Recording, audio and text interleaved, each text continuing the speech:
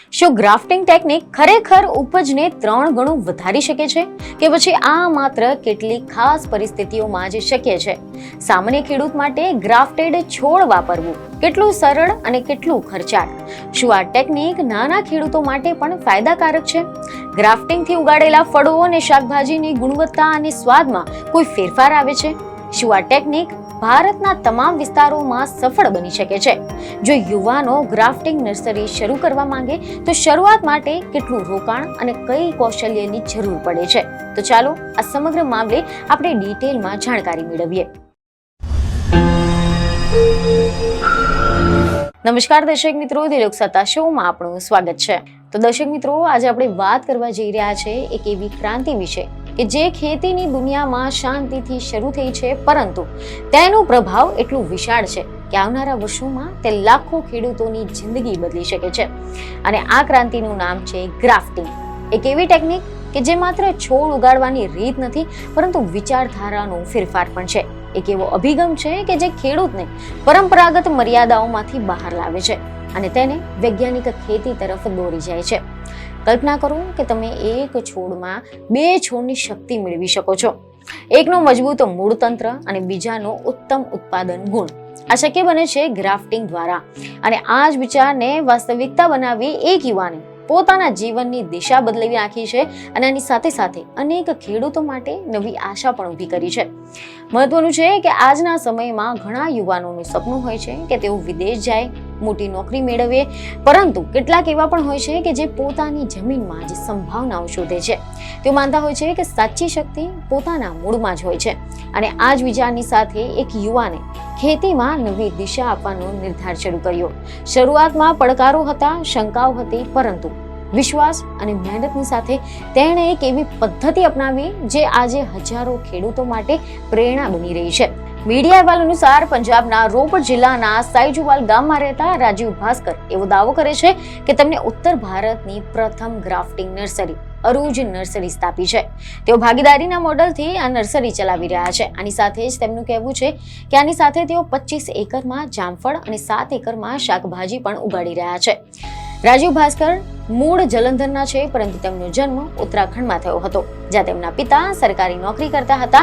તેમણે ઉત્તરાખંડથી BSc agriculture બાગાયતનો અભ્યાસ કર્યો હતો અને ત્યારબાદ તેમણે રાયપુર છત્તીસગઢની BNR નર્સરીમાં 4.5 વર્ષ સુધી કામ કર્યું હતું અને હવે તેઓ ખેતી તરફ વળ્યા છે, જેમાં પ્રથમ વર્ષે જ તેમણે 50,000 છોડની સાથે શરૂઆત કરી હતી. જેની સામે હવે 10 લાખ કરતા વધુ છોડ તૈયાર કરવામાં આવી રહ્યા છે.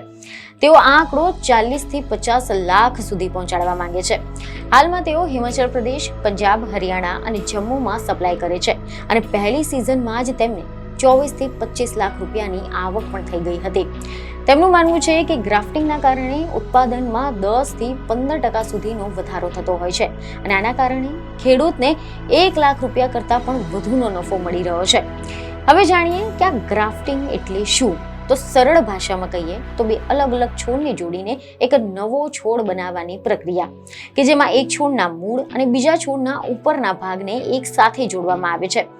આ પ્રક્રિયા ખૂબ જ સાવધાની અને ચોકસાઈથી કરવામાં આવે છે, કારણ કે જો આ બંને ભાગો યોગ્ય રીતે નહીં જોડાય તો પછી છોડ જીવતો નહીં રહે. પરંતુ જ્યારે આ પ્રક્રિયા સફળ થાય છે ત્યારે આનું પરિણામ ખૂબ જ આશ્ચર્યજનક હોય છે. મજબૂત મૂળ ધરાવતો છોડ જમીનમાંથી વધુ પોષક તત્વોને શોષી શકે છે, જ્યારે ઉપરનો ભાગ વધુ ગુણવત્તાવાળા ફળ અથવા તો શાકભાજી આપે છે. આ રીતે એક જ છોડમાં બંનેની શ્રેષ્ઠતાઓ મળી જાય છે. હવે વિચાર કરો કે જ્યારે આ ટેકનિક મોટા પાયે અપનાવવામાં આવે ત્યારે ખેતીમાં કેટલો મોટો ફેરફાર આવી શકે છે. તો આજના સમયમાં ખેડૂતોને અનેક પડકારોનો સામનો કરવો પડે છે, જેમ કે જમીનની ગુણવત્તા ઘટતી જાય છે, પાણીની અછત છે, જીવાતો અને રોગોનું પ્રમાણ વધી રહ્યું છે અને બજારમાં ભાવની અનિશ્ચિતતા છે. આવા સમયમાં આ ગ્રાફ્ટિંગ જેવી ટેકનિક છે એક આશા બનીને ઉભરી રહી છે, કારણ કે તે માત્ર ઉપજ વધારતી નથી, પરંતુ ખર્ચને પણ ઘટાડે છે અને સૌથી મહત્વની વાત કે તે ખેડૂતોને વધુ સ્થિર આવક આપે છે. ગ્રાફ્ટેડ છોડ સામાન્ય છોડની તુલનામાં વધુ મજબૂત હોય છે. તેઓ રોગની સામે વધુ પ્રતિરોધક હોય છે અને તેઓ કઠિન પરિસ્થિતિઓમાં પણ ટકી શકે છે. આ જ કારણે ખેડૂતોને નુકસાન થવાની શક્યતા ઓછી રહે છે. હવે આપણે વાત કરીએ આ ટેકનિક કેવી રીતે કામ કરે છે. તો સૌપ્રથમ 2 પ્રકારના છોડ પસંદ કરવામાં આવે છે. એક રૂટ સ્ટોક અને બીજો સાયન. રૂટ સ્ટોક એ હોય છે કે જેનું મૂળ મજબૂત હોય અને એ જમીનને સારી રીતે જોડાઈ શકે, જ્યારે સાયન એ હોય છે જે ઉત્તમ ગુણવત્તાવાળા ફળ અથવા તો શાકભાજી આપે છે અને બંનેને એક સાથે ઉગાડવામાં આવે છે, અને જ્યારે તેઓ એક સરખા જાડા થાય ત્યારે તેમને ખાસ ક્લિપની મદદથી જોડવામાં આવે છે. આના પછી તેમને થોડા દિવસ માટે ખાસ નિયંત્રિત વાતાવરણમાં રાખવામાં આવે છે, જેને હીલિંગ ચેમ્બર કહેવામાં આવે છે, જ્યાં ભેજ, તાપમાન અને પ્રકાશનું સંપૂર્ણ નિયંત્રણ રાખવામાં આવે છે, જેથી કરીને આ બંને ભાગો એકબીજાની સાથે સારી રીતે જોડાઈ જાય. ત્યારબાદ તેમને હાર્ડનિંગ પ્રક્રિયામાં મૂકવામાં આવે છે, જેથી તેઓ બહારના વાતાવરણ માટે તૈયાર થઈ શકે. આ સમગ્ર પ્રક્રિયા એકદમ વૈજ્ઞાનિક છે અને તેમાં ચોકસાઈ ખૂબ જ મહત્વની છે, પરંતુ જ્યારે એકવાર ખેડૂત આ પદ્ધતિને શીખી જાય છે ત્યારે તેના માટે આ એક ગેમ ચેન્જર બની જાય છે. હવે પ્રશ્ન એ થાય છે કે આ ટેકનિકથી કેટલો લાભ થાય છે? તો તેના જવાબમાં કહીએ તો આના ઉપજમાં નોંધપાત્ર વધારો થાય છે. ઘણા કેસોમાં 3 ગણી ઉપજ પણ જોવા મળી છે. આની સાથે સાથે પાણીની બચત થાય છે, ખાતરની જરૂરિયાત પણ ઓછી થાય છે અને રોગોનું પ્રમાણ પણ ઘટે છે, એટલે કે ખેડૂતને ઓછા ખર્ચમાં વધુ ઉત્પાદન મળે છે. આ સિવાય આ ગ્રાફ્ટેડ છોડ લાંબા સમય સુધી ઉત્પાદન આપે છે. આના કારણે ખેડૂતોને સતત આવક મળી રહે છે. હવે આપણે વાત કરીએ માર્કેટની. તો આજના સમયમાં ગ્રાહકો વધુ ગુણવત્તાવાળા અને સ્વસ્થ ઉત્પાદનો શોધતા હોય છે, અને કેટલાક લોકોનું કહેવું છે કે ગ્રાફ્ટેડ છોડમાંથી મળતા ફળ અને શાકભાજી વધુ ગુણવત્તાવાળા હોય છે. આના કારણે બજારમાં તેની માંગ પણ વધી રહી છે. આના કારણે ખેડૂતોને પણ વધુ ભાવ મળી રહ્યા છે અને તેમની આવકમાં વધારો થાય છે.